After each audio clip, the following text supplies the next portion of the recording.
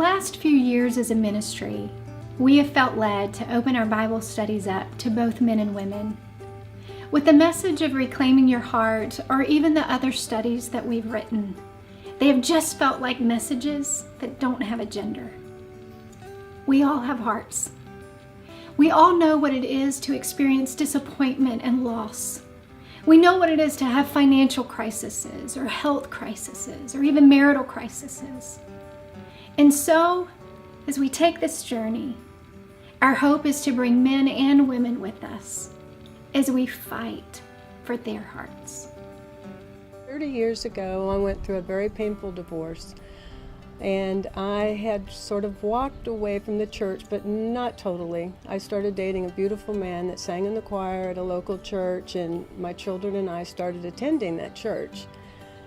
And one Sunday, unfortunately, the minister got up on the pulpit and started a sermon about anyone that had ever been divorced would become an adulteress and could never marry again. So when I walked out of church that day, I told this man that I was dating, that is now my wonderful husband, I would never go to church again.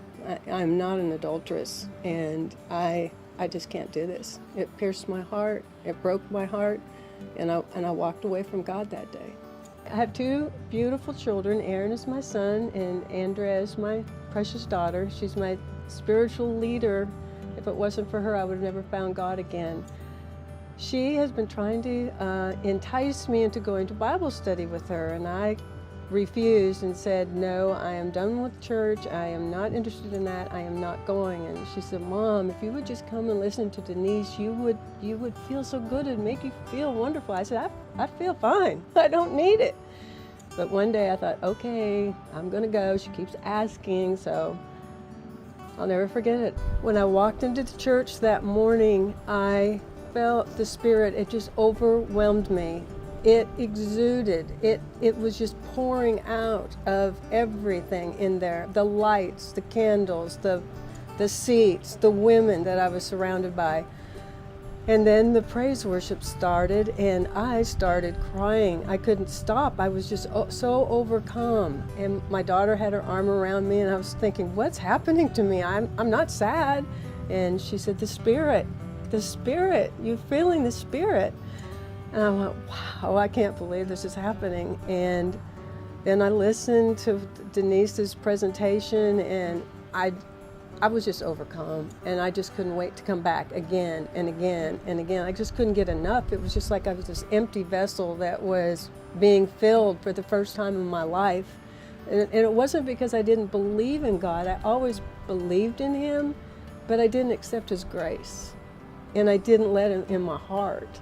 I wasn't a true believer, but thanks to Andrea and so much for Denise showing me and guiding me, I have God in my heart. She said, Mom, do you have a Bible?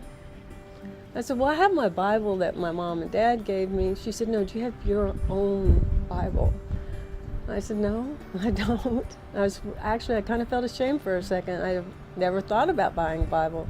We were studying the book of Esther, that was the Bible study. And so Andrew said, picking out your Bible's your experience, your special experience. I can't help you, but you'll find it. I'm telling you, you'll find it. I picked up one Bible after another, and all of a sudden I picked up the Bible and opened it up, and it opened up to the book of Esther. I said, this is it. This is my Bible. And that Bible is with me every day, every minute of my life. And it was just another beautiful experience that I've been able to have because of opening my heart to Jesus.